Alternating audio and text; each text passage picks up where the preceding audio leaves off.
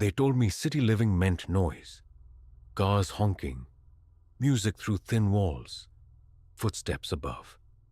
But when the footsteps never stop and no one lives upstairs, noise becomes something else, something wrong. This is what happened when I moved into apartment 3B, and why I'll never live alone again. I moved into the building in early spring. The rent was cheaper than anywhere else downtown, which should have been my first warning.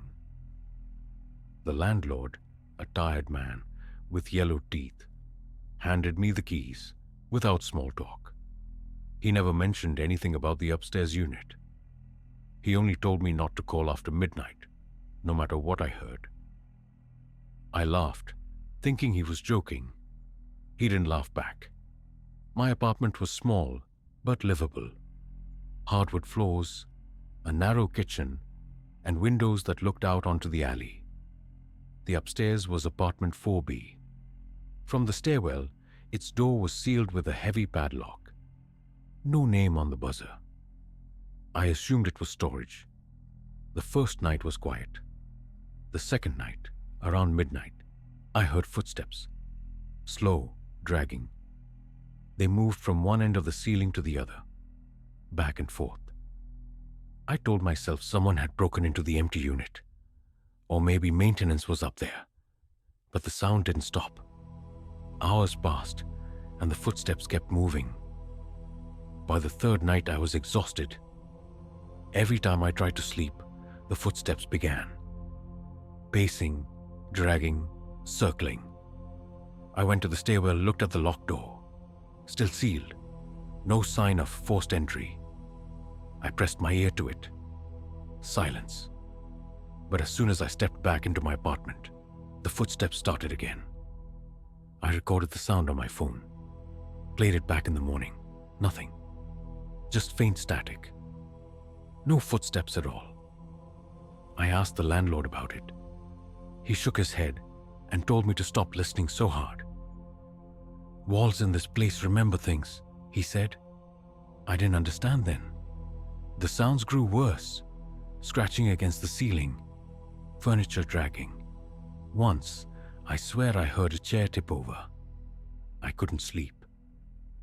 I knocked on the ceiling with a broom handle. The noise stopped for a moment. Then 3 knocks came back, directly above me. That night I had a dream. Or maybe it wasn't a dream. I woke to the sound of heavy breathing, not above, but in my room. I sat up, heart racing. Nothing there. But my phone, lying on the nightstand, lit up with the recording app open. It had been recording for hours. When I hit play, I heard my own breathing. And another set, slower, heavier, right beside me. I decided to confront the landlord again. He refused to go upstairs with me. Said he didn't have a key anymore. Said some doors shouldn't be opened. His voice shook as he told me to keep my head down. To leave if I had to.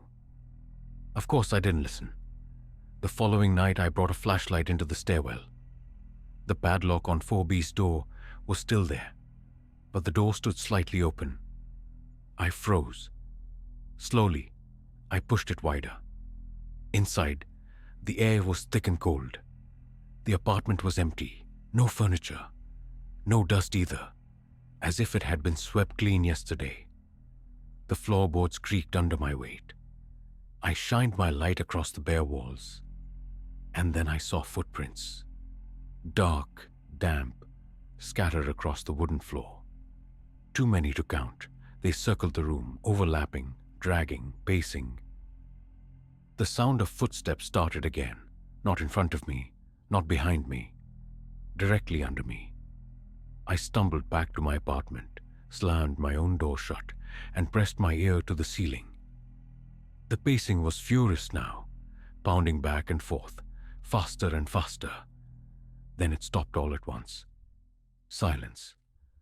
I thought maybe it was over, until I heard the creak of my closet door opening. I ran, out of the apartment, down the stairwell, into the street. I didn't even grab my phone.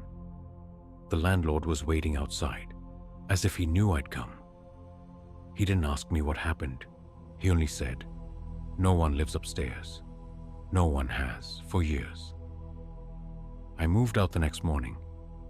I didn't take anything with me. Sometimes, when I'm walking downtown late at night, I pass that building. The windows of 4B are always dark. But if I stop and listen, even from the street, I swear I can still hear them. Footsteps, pacing, waiting.